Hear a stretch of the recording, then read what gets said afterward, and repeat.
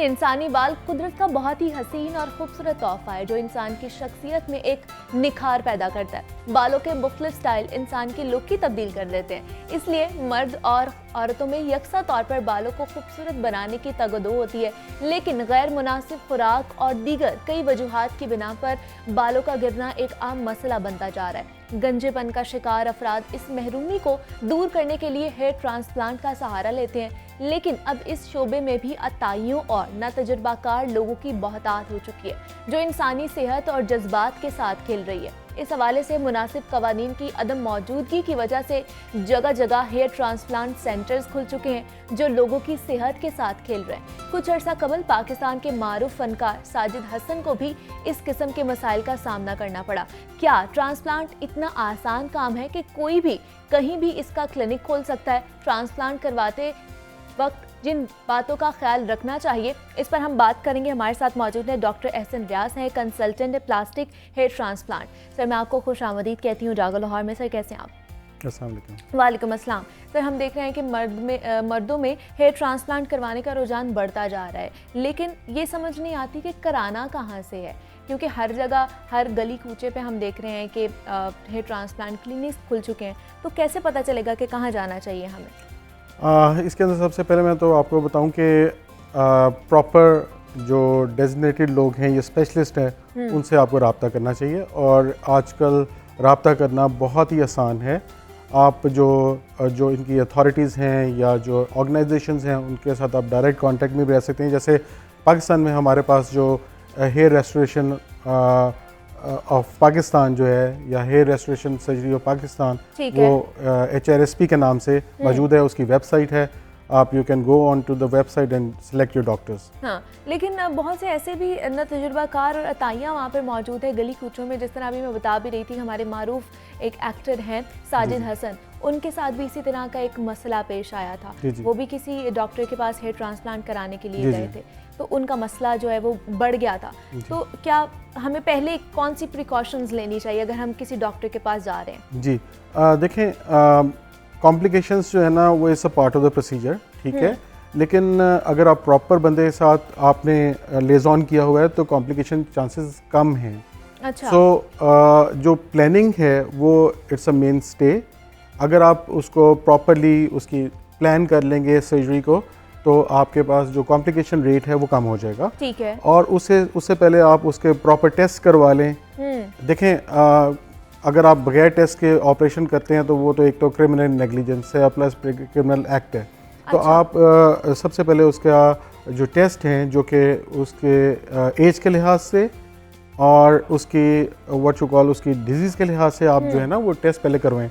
जैसे blood complete examination है, blood sugar है, और उसको फिजिकल एग्जामिनेशन बहुत ज़रूरी है। अच्छा। और इससे पहले जो सबसे पहले इम्पॉर्टेंट है, जब फर्स्ट कंसल्टेशन बहुत इम्पॉर्टेंट है।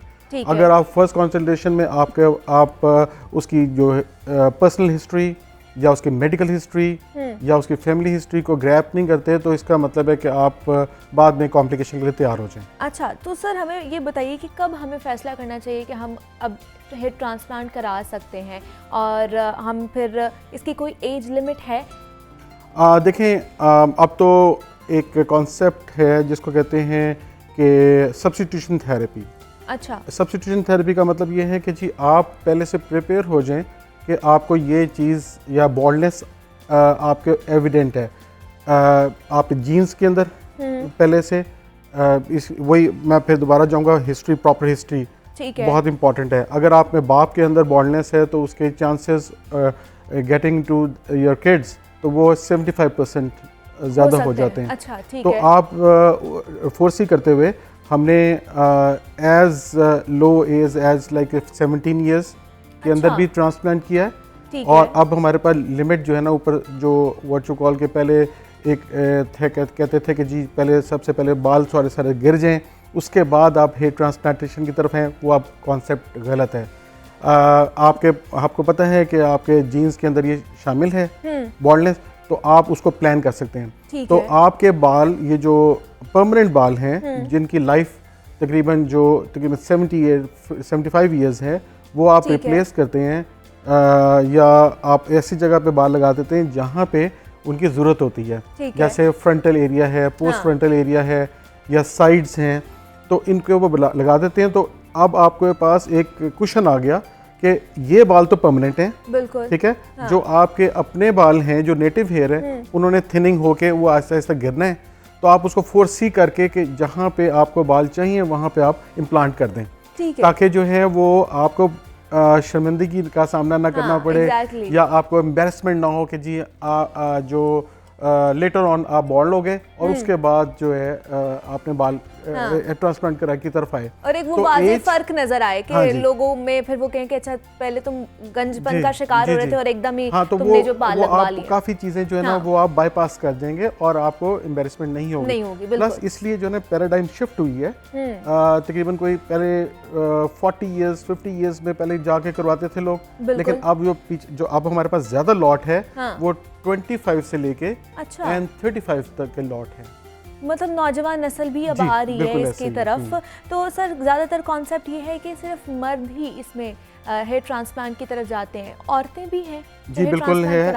देखें जैसे मेल टाइप ऑफ बॉल्डनेस होती है, इसी तरह फीमेल टाइप ऑफ बॉल्डनेस भी होती है। अच्छा। और उनकी कॉजेज भी मोर लेस एक तरह की ही होती हैं। यानी कि एक जो सबसे ज़्यादा देखा गया है, तो आपने पहले कहा कि जी डाइटरी डिफिशिएंसीज, और ये सारा फीमेल में बहुत सारी मेडिकल कंडीशंस ऐसी होती हैं जिसके अंदर बाल और नाखून और स्किन डिट्यूरेट होती है। बिल्कुल। तो इसी तरह उसके अंदर मींस के टाइप्स ऑफ बॉल्डनेस भी होती हैं।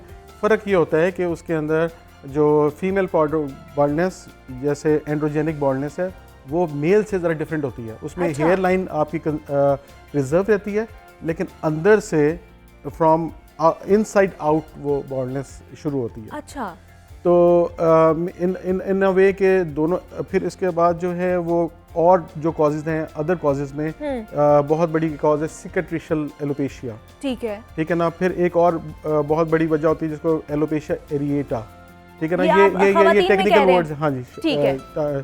तो ये सारी चीज़ें जो है ना वो रिलेटेड हैं या तो आपके डाइटरी से, ठीक है, हार्मोनल, या आपके जो एक और चीज़ ऑटोइम्यून डिसऑर्डर्स। ठीक तो है। ये सारी चीज़ें मिल मिला के जो ना फीमेल में के अंदर भी एविडेंट होती हैं, एंड मोर एंड मोर जो फीमेल हैं they are coming towards hair transplant. अब फीमेल भी आ रही हैं इसमें। तो सर मुझे बताइएगा, एक हेयर ट्रांसप्लांट के पूरे प्रोसेस में कितना टाइम लगता है उसको मुकम्मल करते हुए? प्रॉपरली डन प्रोसीजर तो तकरीबन कोई 8 आवर्स से लेकर 10 आवर्स तक अरसा होता है, जिसके अंदर आपका प्रॉपर कंसल्टेशन नंबर 1, नंबर 2 उसकी जो मेडिकल हिस्ट्री, फिर उसके बाद प्रेपरेशन, फिर उसके बाद एग्जीक्यूशन, एंड जो पट्टी तक जो है ना तकरीबन जो है ना वो 8 आवर्स के करीब 8 घंटे में ये सारी चीज़ें हो जाती हैं विद ब्रेक्स आती हैं। मतलब 8 घंटे में उनका ऑपरेशन भी हो गया, और उसके बाद वो कब फिर जा सकते हैं घर में? 8 घंटे के बाद जा सकते हैं? देखिए, ये जो हेयर ट्रांसप्लांट है प्योरली ऑफिस प्रोसीजर है।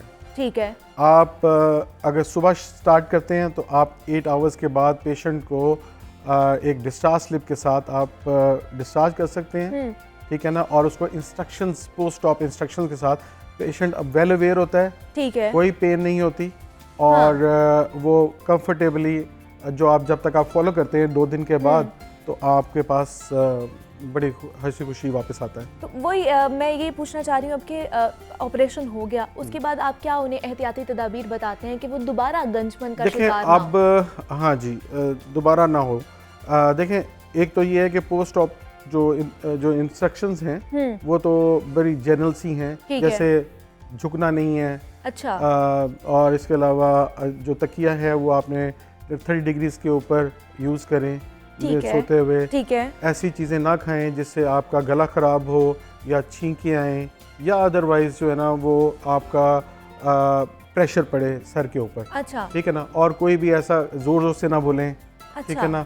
आराम से ज़रा थोड़ा सा धीमे मिजाज रखें। ठीक है। और प्लस अगर कोई ब्लड प्रेशर की वाला मसला है या कोई शुगर है वो कंट्रोल रखें, तो बेस्ट रिजल्ट्स हैं। और ये कितनी देर तक इनको ये एहतियात करनी पड़ती है? मैक्सिमम कितना टाइम? देखें, 2 डेज के बाद हम फॉलोअप के लिए बुलाते हैं। अच्छा। ताकि हम जहाँ से डोनर साइट है उसकी पट्टी देख लें एक दफ़ा। ठीक है। जो लेटेस्ट टेक्निक्स हैं उसके अंदर हम सामने पट्टी बिल्कुल नहीं करते जहाँ पे आप ट्रांसप्लांटेड हेयर, बिकॉज हम जो मेथड यूज़ करते हैं वो पैग एंड सॉकेट है कि जितनी सॉकेट है उतना ही पैग है। तो उसके अंदर कोई किसी किस्म का वो ये नहीं होता कि ब्लडी किस्म का फील्ड हो या जो है ना वो लोग परेशान हो जाएं, इस तरह का कोई ऐसी मसला नहीं है। तो फिर उसके बाद आपको हम इजाज़त देते हैं फॉर जनरल वॉश या जिसको कहते हैं शैम्पूइंग, ठीक है ना, वो 10 डेज तक without any touch of your hand करते रहते हैं। एंड 10 डेज के बाद रूट्स जो है ना अपनी जगह पे बिल्कुल मजबूत हो जाती हैं। एंड फिर हम उनको अलाउ कर देते हैं आपके नॉर्मल रूटीन जो एक्सरसाइजेज वगैरह, थोड़ा सा लाइट एक्सरसाइजेज की हम इजाज़त दे देते हैं।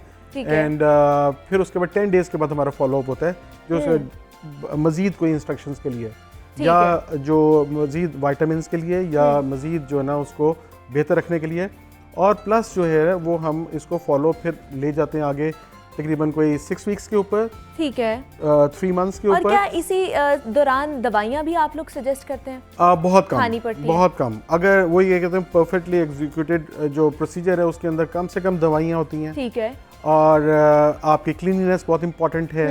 ये यहीं पे आपका पॉइंट आ जाता है कि आप this is the difference between logical या सेफ हेयर ट्रांसप्लांट और ये जो क्वैकरी है उसको। तो हमारा बल्कि HRSP का स्लोगन भी है, से नो टू क्वैकरी भी है। एग्जैक्टली, हाँ। सो जब आप ये सारी चीज़ें कर लेते हैं तो जाहिर बात है कि आप देखें the chances of getting your car hit, ठीक है ना जी, नई कार लेके शोरूम से निकलते हैं तो 100% चांसेस होते हैं अगर ड्राइवर एक्सपर्ट ना हो या अल्लाह ताला की जो है ना मेहरबानी ना हो।